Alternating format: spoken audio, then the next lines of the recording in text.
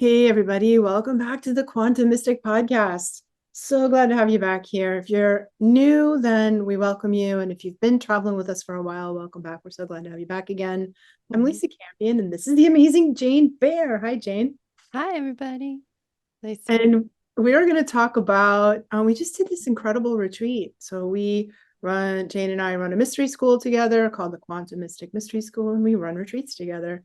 And we just did this amazing retreat in Sedona. We got back, I don't know, last week, like days ago, really, from hosting a bunch of people in Sedona, and where the power of the theme of our retreat, we were talking about personal power, what power really is, what it isn't. And of course, the way the universe aligns, we ran into a lot of opportunities to experience power, to practice set by finding our power, maybe to even experience some powerlessness along the way, in the way that goes. So we really wanted to share this incredible, it was so magical. The experience we had in retreat, and Sedona is such an amazing place to talk about power because it's such a powerful place. It's one of the power centers on the planet. Yeah, I think we had this intention to set this container and and then we kind of let go and leave it up to the universe to what actually happens. And every person that ever comes to a retreat, really adds to that tone, and brings their own magic. And it really it's always different. And I think the setting that intention to create this space, it's always amazing how it unfolds. And it was just so magical, and they're always so magical. And it was really important theme, I feel like, especially in Sedona, because oh my gosh, the energy there, if you've never been there, these vortexes and are real because of course energy's real. And we went to I was so fascinated by going to visit these two specific ones, and one was what they call like the masculine, which was the vortex was going down this like canal, right? This like I don't even know what you call that. It was like going over this little cliff and going down this ravine, and it was like I couldn't even look at it. It was so much energy in a way that made me like super dizzy. And then directly after that, we went to a vortex, and it was this like the feminine, and it was this vortex that was more of an upward, I guess, the upward um stream of energy. And and I was just like, oh, this is so much better. Okay, I can like, and you really do feel different, and everybody felt differently. I think everybody had their own unique experience, but that's to say that Sedona lent such a magical and really powerful just landscape for us to experience what we did. So incredible. Yeah, I mean, the whole place is like a massive power spot. And like, I know this, you know this, the guides we were working with know this, the Native American people who used to live there know this. Nobody really used to live in Sedona. I still think, this is my personal opinion, that people shouldn't live there. People Lots of shouldn't live people there. do. And I'm sorry, that's not going to be a popular opinion because a lot of people love living there. Yeah. But it's like a power center that the native people who live there, they would come in and do ceremony, but they wouldn't live there, because it, you know, one of our guides said, like psychics go crazy and like spirit sensitives go nuts. Spiritual people like have the bottom fall out, and if you stay there too long. And they're like, oh, we live out of town, like we live like 15 miles down the road because we can't live here. And I definitely think that's definitely true. So there are these individual vortexes that you were talking about, many of them. I don't know how many. There's tons of them. It's a good question. Yeah. And then the whole area is also kind of a vortex. And what is that? It's like those vortexes are, my understanding of them is that the earth is covered with these ley lines, these magnetic lines of energy. And that's just science. Like the earth has a magnetic field around it. And these magnetic lines of energy are like how the animals migrate, right? They follow Yeah. these geomagnetic pathways, highways, and we're attuned to them too. So as we're not quite as sensitive to them as some of the animals are. And it's so interesting because I just learned recently that the animals use their pineal glands to find and navigate along the ley lines. And power centers on the planet are places where multiple lines converge. Like if you get an intersection of like 4 or 5 of these ley lines, those are considered power spots. And as humans, we feel this, so we build our stuff there. That's maybe where you put a cathedral, or the pyramids at Giza are on a very um, powerful, like set conjunction of magnetic lines, but places where the Stone Age people put the standing stones, like Stonehenge. Mm-hmm. There's like a vortex there because it's a meeting, a crossing of many of these magnetic lines of energy. So that's kind of my understanding about what vortexes are. And I love what you said. Some of them are considered feminine, yin, some of them are considered masculine, yang. And some of them are mixed, and the way that they are has a really different feel. Yeah, and I think that Sedona is really specific because of it was all underwater, not even that long ago. I mean, in the relatively speaking, obviously, um, before a lot of humans were here, but it was underwater. And when it was formed and when those incredible, I guess mountains were formed, it's like there's crystal, there's quartz crystal, right, in all of that red rock. And Yeah. so it's the combination of those ley lines mixing with the crystal that makes it so powerful. And I do think, it's really hard to ground there. It's really hard to stay grounded there. There's a lot of, we'll introduce this. There's a lot of like interdimensional activity in that area. The government has its own base there, which I think is always a really good sign that you're in a power spot. You're in a really spiritually, like a spiritual power spot. More on that later, I guess. And, I think that that's part of it and why people are drawn to it. I think that like the guides were saying, it really can kind of tip you over. It's like it can become way too much. You get a little bit too much into the like upper chakras and and lose the fact that we're in a human body. And so I know I couldn't live there personally. I would not do well. But it's When we say really guides, we mean actual people. They're not our spirit guides. I mean, they kind of were our spirit guides, but they were actually people, humans human guides. inside a body who who are the guides to the vortex tours, and Yeah. they belong to this amazing um outfit that we use called Red Rocks. If you want to Red Rocks cheap tours and adventure Yeah. tours, and that's I just want to put a because sometimes when we say guides, we don't mean humans, but in this case, we do. We actually literally do. And we needed them. We needed their, because they know how to, one, they don't live there in Sedona, as we said.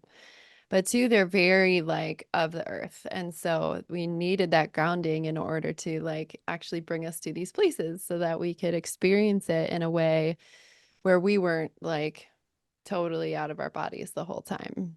Were so good. They were so good at grounding us and bringing us to the cool spots and the safe places. And Yeah. yeah, and I remember them saying too about the ground that the red, because it's all the red rocks, this Yeah. is color red, and that's from the iron oxide. So the iron oxidizes, and so it's that kind of combination of iron and crystal, um, quartz crystal, that creates a lot more psychic energy, electromagnetic frequency, and that amped up energy. And there's Thunder Mountain, which is to me sort of the highlight of Sedona. It's this mountain that's kind of like right in the middle of town, and they say that that it's one of the biggest quartz deposits in the United States. So basically, the inside of Thunder Mountain is like big giant quartz crystal. You know, it's got so much quartz in it. And when we did a UFO tour. This is the second time we've done a UFO tour, the Outer Dimensions tour with this group. They say that that level of quartz in the ground creates the opportunity for interdimensional travel, which is the working theory on what UFOs, UAPs, whatever we want to call them, interdimensional beings. And oh man, yeah, that was. Should we talk about that? We saw so many. So many. Yeah. And with just for those who maybe haven't had experiences or don't necessarily believe or are like unsure if they want to believe, they're there with your bare eyes. We did have really cool night vision glasses or goggles or whatever they were, binoculars. So you could see more. It was like that was wild. But I've been seeing these I've been seeing them in the sky. They've been since I was a kid, and it's very clear because they don't move like a satellite moves, so they don't move like a plane moves. Like you can very much see the difference. Um, and I I think it's hard to not believe when you see it with your own eyeballs. I know, and I've always been in that I want to believe category. In fact, I used to have that I want to believe poster in my office from the X Files so long, and the poster, and I was always in that state of I want to believe, and I didn't really fully believe, even though in my practice as a psychic and energy healer, I've talked to so many people who have had abductions, who have had Yeah, experiences, who, that it's so many that I really can't doubt it. But I never had my own experience until I went to Sedona the first time, like three years ago, I think that was.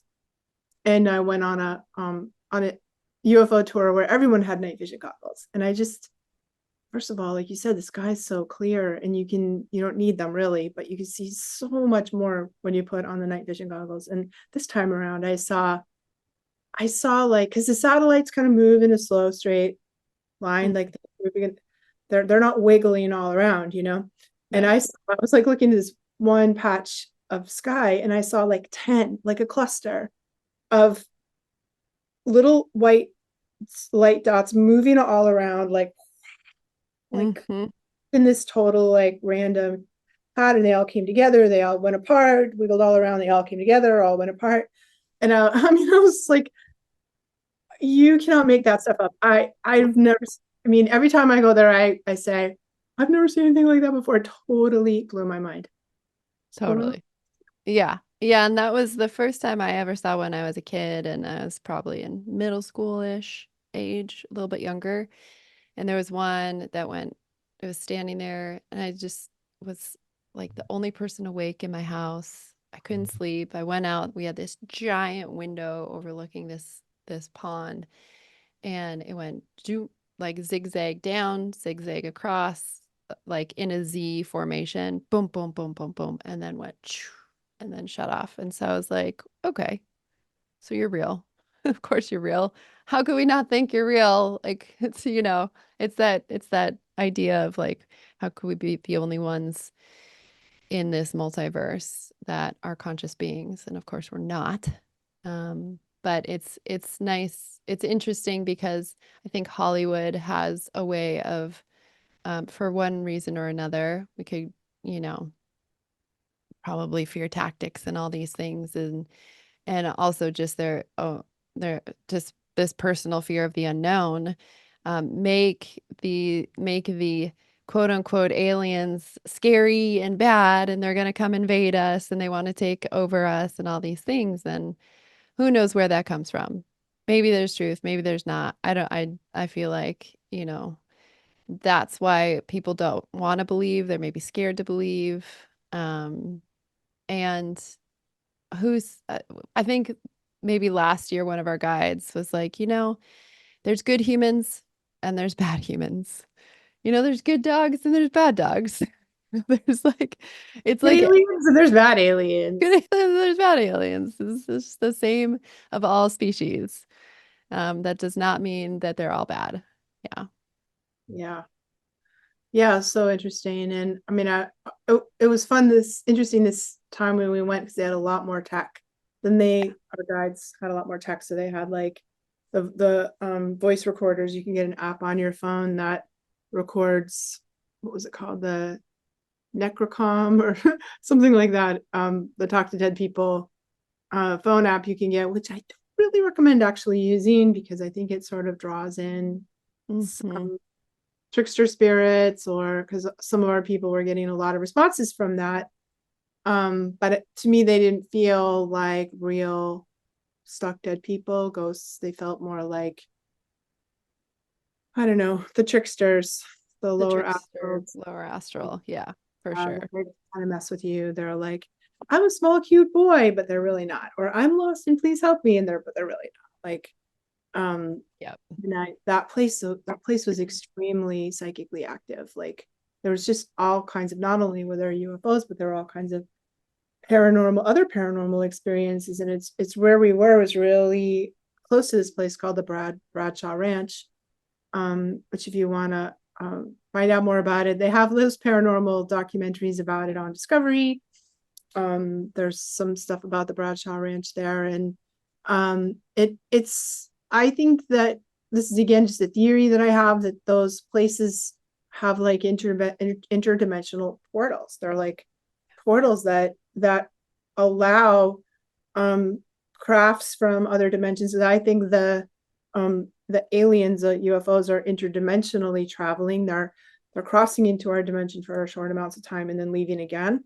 Mm. And also they say, at Bradshaw Ranch are time slips. So there were time is wibbly wobbly, and you might see things from the past, you might see things from the future. And the people who used to live there said they saw a lot of time slip, like, you know, Dinosaurs. dinosaurs, pretty times, you know, or people from the past, Yeah. wearing costume, old clothes Yeah. that, time slipping is there. Also the cryptids, like Bigfoot and Yeah. some of the other cryptids, they're just existing in a dimension alongside, close to the next dimension over, Yeah. and in these places where the what fabric or the veils between our dimension and their dimension is thin, then there's a lot of sort of crossover, interdimensional riptide kind of activity. And all of those things are seen on a very regular basis by all types of people, believers, non-believers, just people, all kinds have those experiences with all those different things in all over Sedona, but particularly at this place where we were, which was near Bradshaw Ranch. Yeah. Yeah, and I think that's why there's certain places in North America and probably Canada where the Bigfoot is like the almost the mascot, it's like because there are these whether it's the ley lines or for whatever reason, like you said, the veil is quite thin there, and the dimensions kind of pop through each other, and so Bigfoot kind of pops in and out. And it makes a lot of it's like, yeah, well, it makes sense. We're in a multi-dimensional reality. And Right. I think our brains tend to think that's somewhere else. That's happening somewhere else, not here on Earth. But in reality, it's happening everywhere. It's happening everywhere. Yeah. Yeah, and there's certain times of day, certain times of the year, certain Yeah. places where that fabric gets really thin, that veil gets really thin, and even people, who don't believe, and I think have those experiences, and I think that's maybe why we don't find the Bigfoot bodies, why we don't find very many crashed spaceships or things like that. We don't find them because we're not really occupying the same dimension, Right. or there are moments of time or places where we overlap. Right. We're existing side by side, but it's not exactly here. That's why we don't always, see them like they're here. Right. Yeah. Yeah. And, when we were there working on this idea of power and our own personal power and this like intrinsic quality that comes from within that we all have in this power over force, I think it's really, in talking about interdimensional beings, there's like this need for, it feels like there's this need for the government to kind of control that narrative for whatever reason. I don't, I can speculate all I want, but it feels like it's that power over that force over the to control that. And when we have these personal experiences, it's like, oh, I can make this up. I can make this decision for myself, and I don't need to be told what's actually going on with like the interdimensionals. And I think that that's what our guides, that's what I love about these human guides, these Red Rock Tour guides, is that they're 100% moving from a place of love in everything they do, in every conversation they have with us, in every conversation they're having with any beings that we're interacting with or they interact with. I mean, I don't think we need to talk about the whole gamut of beings that they're seeing. Some are kind of creepy, but they're moving with love, and that's power. That's not believing the narrative of force. And I just like was so moved by that. And it takes such a sense of self to be able to have that much, exude that much love, no matter what is they're seeing with their eyes or they're feeling. I know, it's so cool. And I mean I think they didn't describe themselves this way, but I would sort of describe them this way, that they're real, like the real spiritual warriors, Yes. and that they really see they wanted to bring our group to this one place that was particularly kind of on the dark side, had a lot of really heavy energy, and they wanted to bring us there not because they were showing off like, you look at all the weird dark stuff, but because they felt our group was so light, and Yeah. so many healers and psychics in our group, that they wanted to bring our light to that area, to give that area some love. That's what they kept saying. They Yeah. kept saying this area needs some love. And it takes a certain type of person to kind of stand in the face of darkness and bring love there. Yeah. Or that, and to me that was like really heroic, really. And I know they 100%, they weren't freaked out, they weren't scared. It got kind Totally. of intense, pretty intense there for a minute or two, or the whole time we were there. And they were like, it's all right, we're all okay, and this place is Yeah. okay. And it was a really beautiful example of how to hold your power, and who better to learn that. That's what we were talking about the whole week where we were together.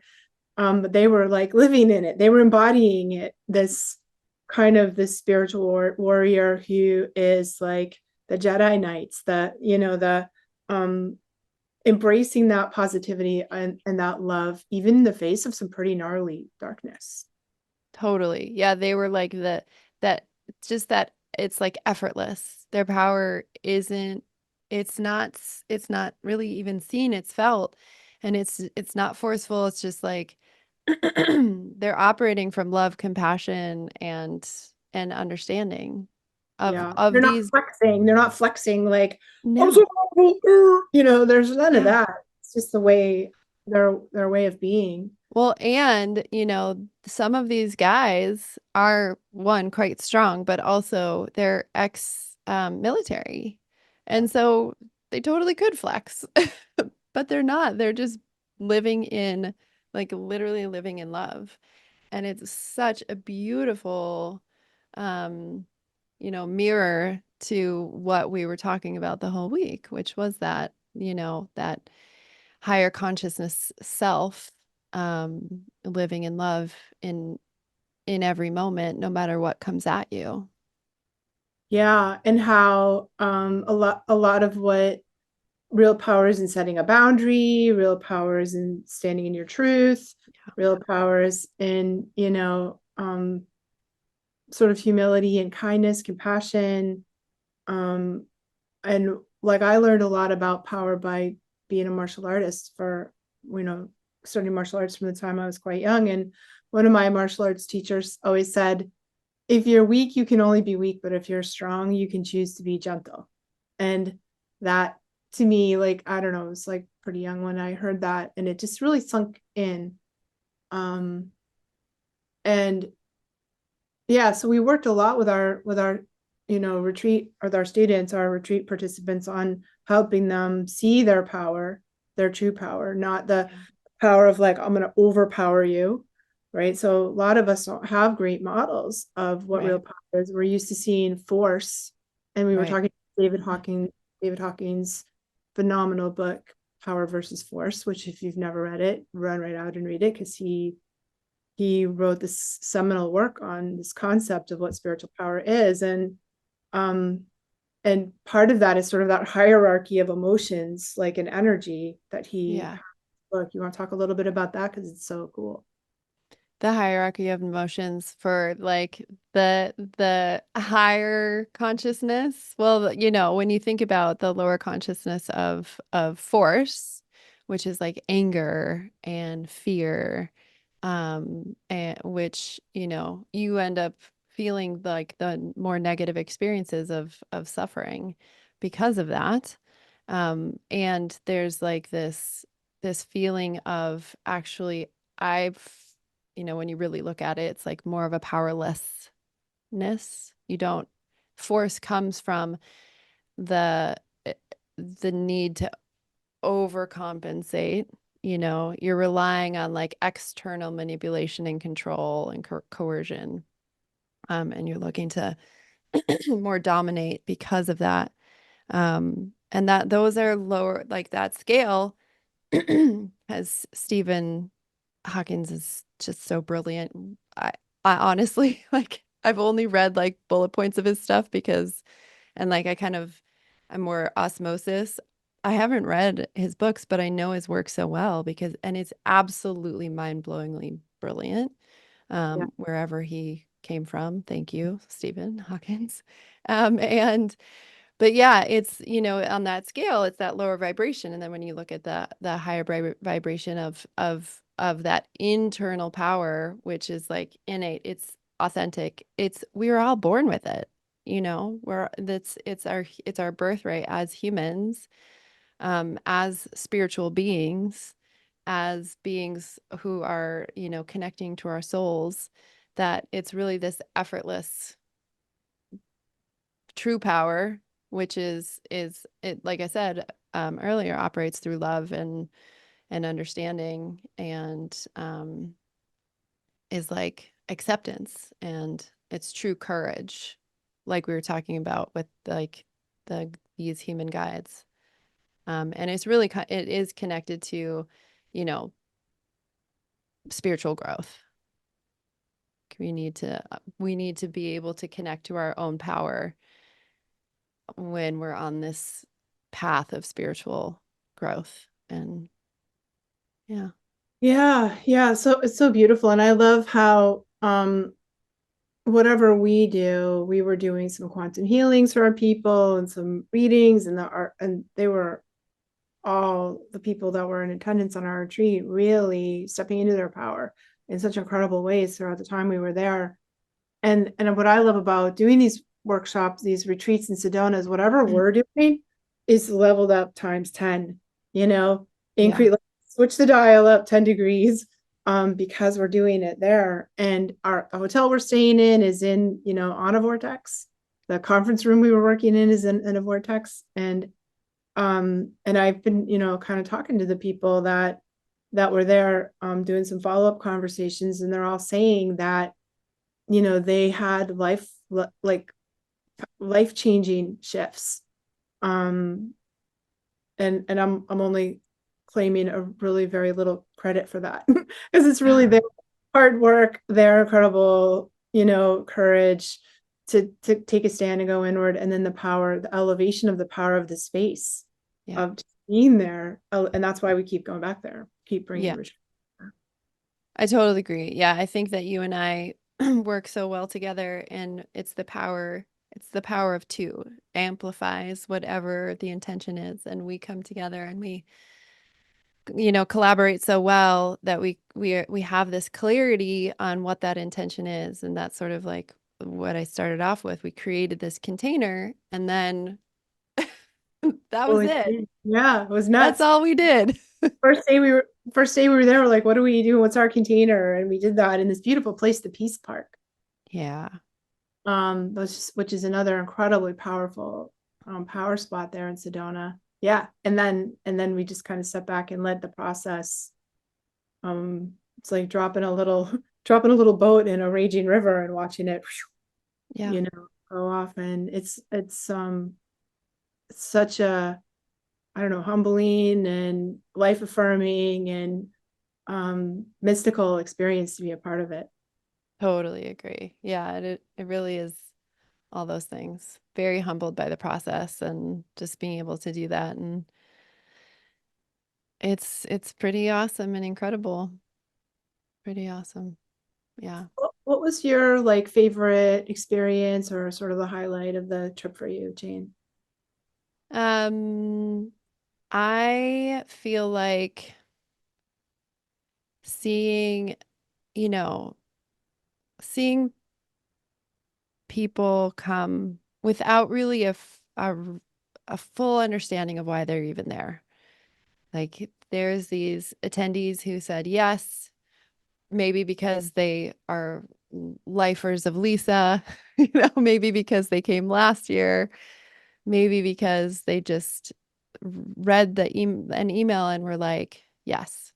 I don't know why, but they come, they and then they step into and say yes to doing this incredible inner work and having these huge shifts. And I feel like that's the reason why I'm personally here is on this planet at this time in this body, um, with the wisdom that I have is to, help elevate the consciousness of humanity.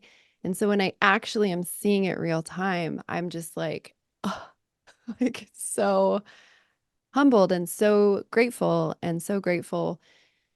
for people doing this work. And so I think that's probably because it's so in alignment with, again, why I'm here. It's just like, God, I get to do this.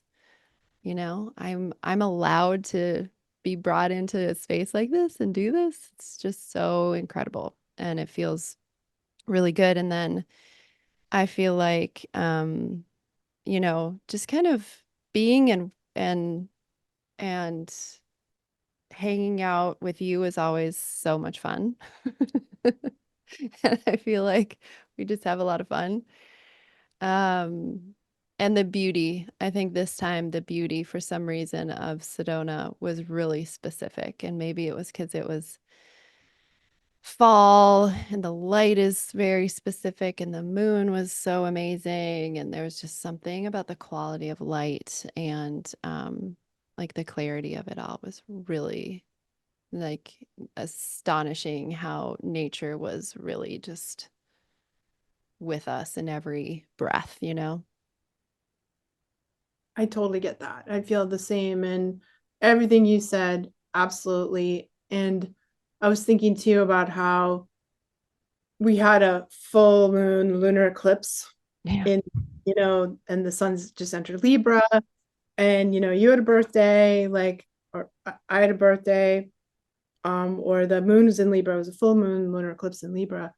Um, and so sort of a power day. A mass was a super moon too. So Yeah. it was a massive power day in this power place. And we kind of had that moment when after all of our retreat people left and we went up to the airport mesa and did healings on each other. We watched the sun set, which over the airport mesa, which is spectacular. And we did these healings on each other, which were so powerful. And then we went back to the hotel and see the moon rise, the Mm. full moon rise over the bluffs. Um, I've never seen anything like that. Though that was just something about that. I have pictures of it. This like Hmm. light coming off the moon in a way that my camera picked up that I've never seen before. Totally. stuff always happens. So for me, like I got back and just got, as my grandma would say, a bee in my bonnet about writing another book. And my kind of intention was, or what I kept getting in my own meditations was, well, I'm going to get more information about quantum healing. And I did a little bit, but what I really got was this. I wasn't asking for that or looking for that or thinking about it. In fact, I should stop writing books for a minute. But it's just coming through me like a freight train right now. So, and it's super fun. I'm writing a book about the 13 universal laws and how we can apply them to live our full potential. And I had Very this exciting. moment of like being in the airport. When I go to the airport, I always go to the airport bookstore and I'm looking around the bookstore, and I just had this like flash of seeing this book that I wrote in this airport bookstore. Mm-hmm. And I'm like, ooh, like, what's that? You know? Mm-hmm. And now I'm like writing like mad. I'm on a writing streak. So I think that has been the impact for me. I know that came out of that trip. I know that Yep. came out of time together, and particularly out of that day, that moment, that healing we did. Mm. On, Jane did an incredible healing for me on the airport mesa. And it wasn't even on that topic, but that's what happened. Clearing stuff out. And what's funny is I actually feel like last year when we were in Sedona, we were talking about the next book you were going to write because I don't think you were writing a book, or you were writing like the journal, but it wasn't on a topic, right? Yeah. And I swear we said the next book you write is going to be in every airport bookstore. Wow. I swear we've had this. And when we plant seeds in Sedona, They they have, come true. yeah, they really do. I love that. I love that so much. And of course it will. It's been brewing. It's just been brewing. Mhm. It's been brewing and now it's being born.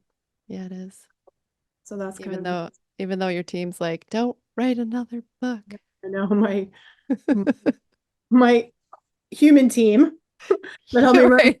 this, my Distinction. team's like, my spirit, my human team's like, oh, you've got other things you've got to do before you write another book. It's Uh, like saying, don't have that baby right now. right. Cross your legs. Don't have that Yeah, baby. That's it's not happening. coming. Coming. It's been gestating for over a year, so it's There it is. coming. Yeah. But I surrender to those things. I just show up and do what I'm told, pretty much. Totally.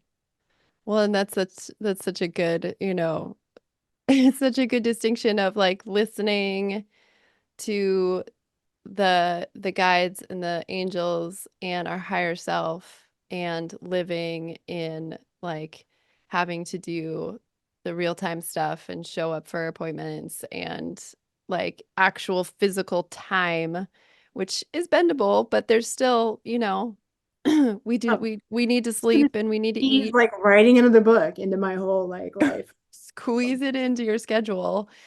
It's that interesting balance of living in both worlds and how I think, maybe a topic for another time, but it's like I think it's very personal and really about like how our stars are aligned when we were born and in how we deal with that. And you're a content creating machine, Sure. like that could be I always say this, that could be your full-time job. You could help people create content, but Mm, obviously you have a greater mission than that in this lifetime. Um, but it's definitely one of your gifts. super fun, super creative. I'm Yeah. gonna tell one more story. Let's talk about one more thing before we end our conversation today. And I want to talk about the moths, Oh, the moths. and how we so when we started our mystery school, Quantum Mystic Mystery School, I asked Jane if she would create a logo because she's an incredible artist and graphic designer, and she has that. She's amazing that way. And so she created this logo. It's so beautiful. And it's a moth. You want to talk about the moth for the logo? Yeah, so the moth called to me obviously, maybe not obviously, more than the butterfly often, like, because I remember somebody saying, oh, it's a butterfly. I'm like, no, it's a moth, actually, because the moth is drawn to the light, right? And in the mystery school, what we're working on is not avoiding the darkness, which the moth lives in the dark. Most of the time, some moths actually do live and operate in the daylight, but they're drawn to the light. And so I've, found this moth and it's so perfect for our logo. And then we were in Sedona this time around, and the first moth, well, we started, was it the power animal moth that came first, or were we seeing moths We were seeing moths everywhere. So we had lunch with everywhere? a friend in this garden, and we're sitting in this garden, in the middle of the day. This beautiful place you can have lunch in Sedona, the Chocolate Tree. Highly recommend if you go to Sedona. Go This has there. gorgeous garden in the back, and you sit. Incredible food. It's Yeah. just, and anyway, so and there's these moths. We're under an umbrella, and there's these moths in the inside the umbrella flying all around. Like, and I was like, And "Gee." they're dancing and they're just doing this beautiful thing, and we're both mesmerized by these sweet moths. And then the next day we're like we're doing some just window shopping and real shopping, and there's this moth on this really cool framed moth. And it was like a graphic, and it was kind of like a mirror thing, and I was like, oh, It there's the was other. very close to the one that you drew. It looked really similar. Yeah, there's another Yeah, moth. there's another moth. Then we And get then to we the power animals. So one of our guides, human guides, who okay. human guides that we work with from Red Rocks came to do a power animal ceremony with us. And it's so cool the way that he does it. And his name is Firefox, and the other guide we worked with is Salt. So if you want to check them out, they're the ones to go to. And see, the way he has us do it is where you get with a partner and you journey for the other person's power animal, because it's really hard to find your own. Ego gets in the way, and he has you kind of jump around and run around, and he, is banging a drum to kind of get your mind out of it, and then you lie down next to the person until you get their power animal. And so Jane got mine, and guess what it was? It was a moth, but it was very specifically a hawk moth, which I've never seen. I didn't know was a real thing. Although my husband said, the hawk moth, you know about the hawk moth? And I'm like, I don't. And he said, there was this show, this happened yesterday. There was this show that my girls used to watch called something, something Ladybug. It was a animated show, and there was a character called Hawk Moth, but it was a Wow. human. So it wasn't an actual moth, but his name was Hawk Moth. Anyway, interesting. And so I was like, okay, so because I looked like a bat, looked like a moth, looked like a, and it was very like very specific. It's a hawk moth. And I was like, no way. No way. So I came out to tell you it's a moth. And we look up the meaning. It's so cool. It's And we just so Googled it, spot first of on. all, to find out if a hawk moth is even a real It's thing. even a real thing. And it is. It is.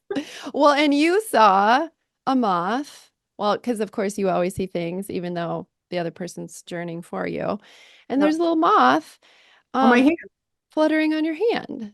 Yeah, going back and forth. And I was like, it was dancing on my hand. And I was like, hello, moth. And I was like, I wasn't paying much attention because I wasn't supposed to be Right. eating stuff. But it was the first thing that came after the panda bear. The panda bear was really cool too. But there was the panda bear, and then there was the moth. And then Jane's like, oh, I got the moth. And I was like, I saw that same moth. So I think he decided where I want a tattoo. Oh, the Yep. moth had a crown on it. That was so funny that the And moth. the moth had a crown on it, which so now I'm designing our tattoos that we're gonna get. We're Yeah. gonna get our moth tattoos, and So Lisa's will have a fun. crown on it. Yeah. So yeah, that was super magical. It was like every single day some kind of magic like that happened. Like Oh, unbelievable synchronicities, unbelievable magic for us and for everybody else in the group. It was yeah. just nuts to see, like, the level of signs and synchronicities and omens and magic that are like Yeah, that was happening the whole time we were there. totally. Oh, and I forgot to tell you the night that I got back, because it was 7 or 8 at night. There was a moth in my kitchen on my on my light in the kitchen. Wow. I Oh took a my God. picture of it. I forgot to Oh, send that's it to you, but I was like, oh, it's so- hello, hello, moth. But yeah, just it was really magical, and it's always so fun. And I feel like, the lesson for really, or the takeaway for anybody is, if you have that clarity, no matter where you're going, what you're doing, you don't have to be hosting a retreat. You can just be going anywhere. To have that clarity of what you want that intention to be is really about, understanding your own power, and you're in this relationship that we're in with the universe at all times. And it really is about just, one, having the clarity, and two, moving from love. Mm, Yeah. yeah.